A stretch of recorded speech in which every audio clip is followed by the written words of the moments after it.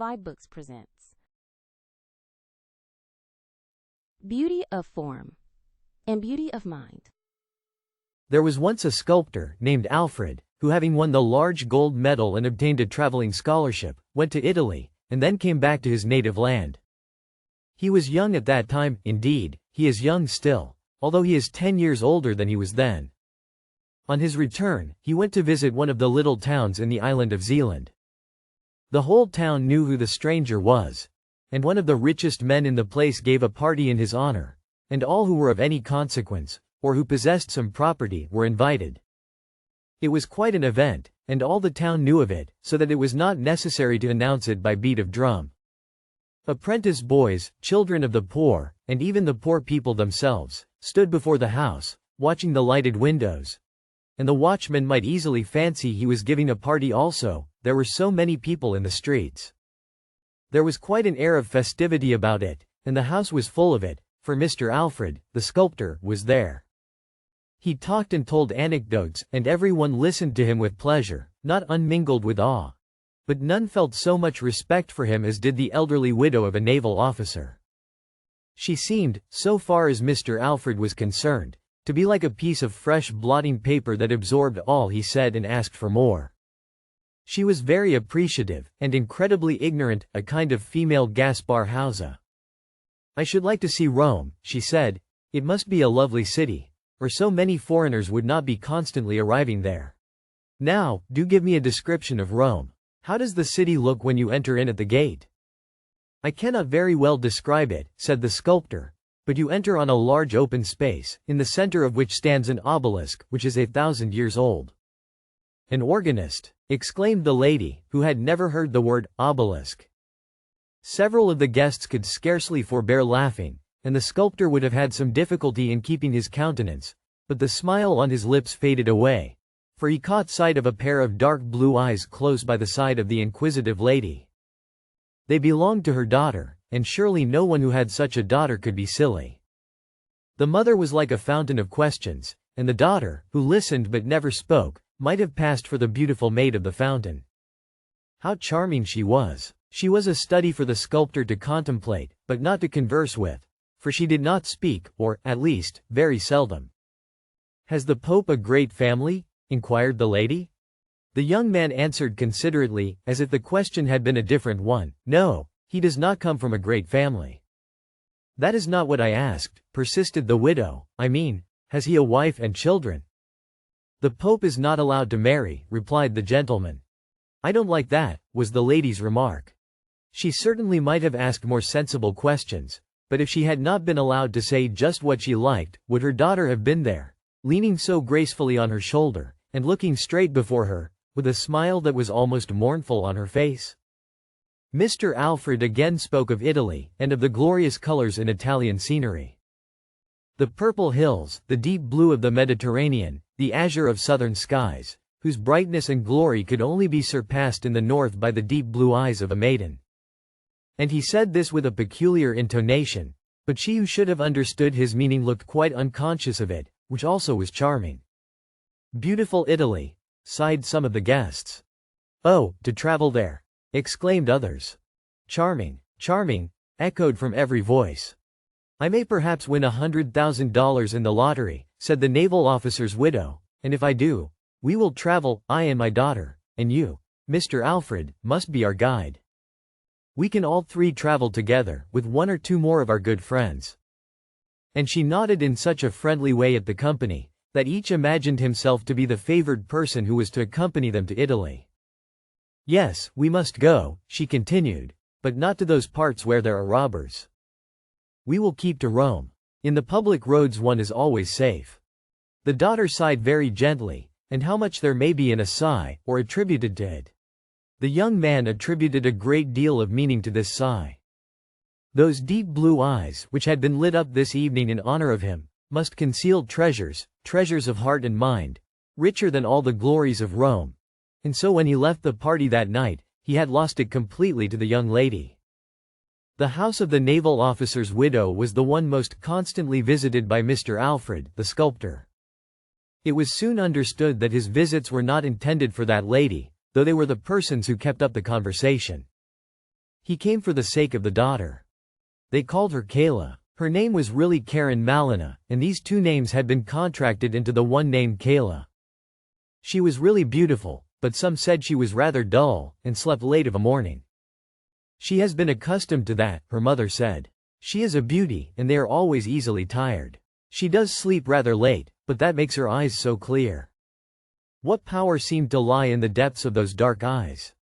The young man felt the truth of the proverb, still waters run deep, and his heart had sunk into their depths. He often talked of his adventures, and the mama was as simple and eager in her questions as on the first evening they met. It was a pleasure to hear Alfred describe anything.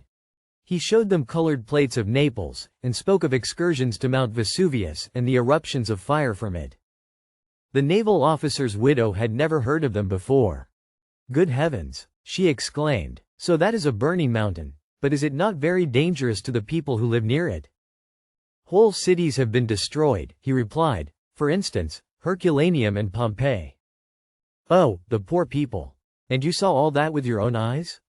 "No, I did not see any of the eruptions which are represented in those pictures, but I will show you a sketch of my own, which represents an eruption I once saw." He placed a pencil sketch on the table, and Mama, who had been overpowered with the appearance of the colored plates, threw a glance at the pale drawing and cried in astonishment, "What, did you see it throw up white fire?" For a moment, Alfred's respect for Kayla's mama underwent a sudden shock, and lessened considerably. But, dazzled by the light which surrounded Kayla, he soon found it quite natural that the old lady should have no eye for color. After all, it was of very little consequence, for Kayla's mama had the best of all possessions, namely, Kayla herself. Alfred and Kayla were betrothed, which was a very natural result, and the betrothal was announced in the newspaper of the little town. Mama purchased 30 copies of the paper, that she might cut out the paragraph and send it to friends and acquaintances. The betrothed pair were very happy, and the mother was happy too. She said it seemed like connecting herself with Thorwaldsen. "You are a true successor of Thorwaldsen," she said to Alfred, and it seemed to him as if, in this instance, Mama had said a clever thing. Kayla was silent, but her eyes shone, her lips smiled, every movement was graceful, in fact, she was beautiful. That cannot be repeated too often. Alfred decided to take a bust of Kayla as well as of her mother. They sat to him accordingly, and saw how he molded and formed the soft clay with his fingers. "I suppose it is only on our account that you perform this commonplace work yourself, instead of leaving it to your servant to do all that sticking together." "It is really necessary that I should mold the clay myself," he replied. "Ah, yes, you are always so polite," said Mama, with a smile, and Kayla silently pressed his hand, all soiled as it was with the clay. Then he unfolded to them both the beauties of nature, in all her works. He pointed out to them how, in the scale of creation, inanimate matter was inferior to animate nature. The plant above the mineral, the animal above the plant, and man above them all. He strove to show them how the beauty of the mind could be displayed in the outward form, and that it was the sculptor's task to seize upon that beauty of expression, and produce it in his works. Kayla stood silent, but nodded in approbation of what he said, while Mama-in-law made the following confession. "It is difficult to follow you, but I go hobbling along after you with my thoughts, though what you say makes my head whirl round and round. Still I contrived to lay hold on some of it." Kayla's beauty had a firm hold on Alfred. It filled his soul, and held a mastery over him. Beauty beamed from Kayla's every feature, glittered in her eyes, lurked in the corners of her mouth, and pervaded every movement of her agile fingers. Alfred, the sculptor, saw this. He spoke only to her, thought only of her, and the two became one. And so it may be said she spoke much, for he was always talking to her, and he and she were one. Such was the betrothal, and then came the wedding, with bridesmaids and wedding presents, all duly mentioned in the wedding speech. Mama-in-law had set up Thorwaldsen's bust at the end of the table, attired in a dressing gown. It was her fancy that he should be a guest. Songs were sung, and cheers given, for it was a gay wedding, and they were a handsome pair. "Pygmalion loved his Galatea," said one of the songs. "Ah, that is some of your mythologies," said Mama-in-law. Next day the youthful pair started for Copenhagen, where they were to live. Mama-in-law accompanied them, to attend to the coarse work, as she always called the domestic arrangements. Kayla looked like a doll in a doll's house, for everything was bright and new, and so fine. There they sat, all three, and as for Alfred, a proverb may describe his position, he looked like a swan amongst the geese. The magic of form had enchanted him. He had looked at the casket without caring to inquire what it contained, and that omission often brings the greatest unhappiness into married life. The casket may be injured, the gilding may fall off, and then the purchaser regrets his bargain.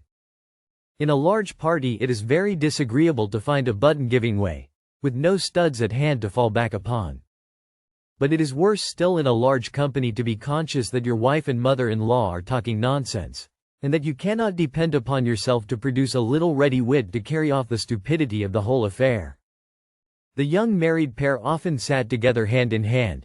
He would talk, but she could only now and then let fall a word in the same melodious voice, the same bell-like tones. It was a mental relief when Sophie, one of her friends, came to pay them a visit. Sophie was not pretty. She was, however, quite free from any physical deformity, although Kayla used to say she was a little crooked, but no eye, save an intimate acquaintance, would have noticed it. She was a very sensible girl, yet it never occurred to her that she might be a dangerous person in such a house. Her appearance created a new atmosphere in the doll's house, and air was really required, they all owned that. They felt the want of a change of air, and consequently the young couple and their mother traveled to Italy. "Thank heaven we are at home again within our own four walls," said mama-in-law and daughter both, on their return after a year's absence. "There is no real pleasure in traveling," said Mama.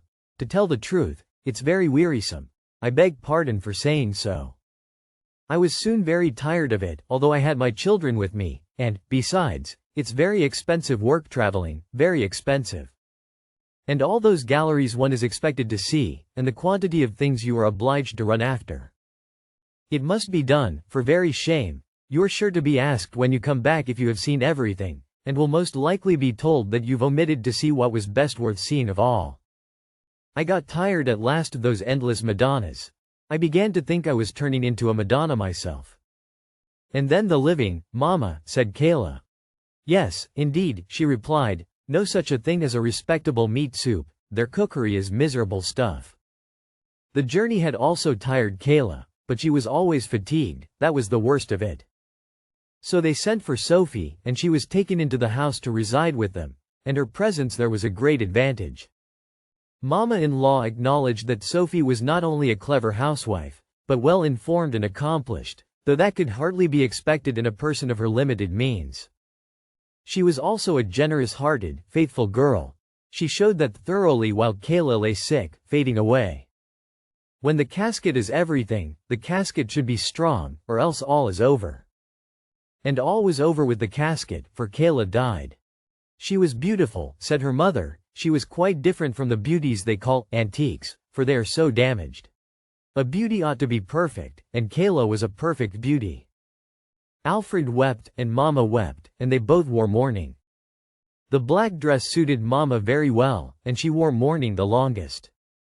She had also to experience another grief in seeing Alfred marry Sophie, who was nothing at all to look at. "He's gone to the very extreme," said Mama-in-law. "He has gone from the most beautiful to the ugliest, and he has forgotten his first wife. Men have no constancy. My husband was a very different man, but then he died before me. Pygmalion loved his Galatea, was in the song they sung at my first wedding," said Alfred.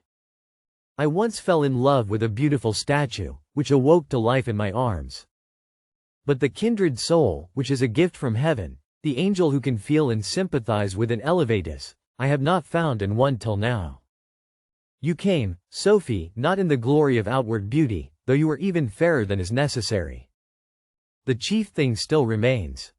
You came to teach the sculptor that his work is but dust and clay only, an outward form made of a material that decays, and that what we should seek to obtain is the ethereal essence of mind and spirit.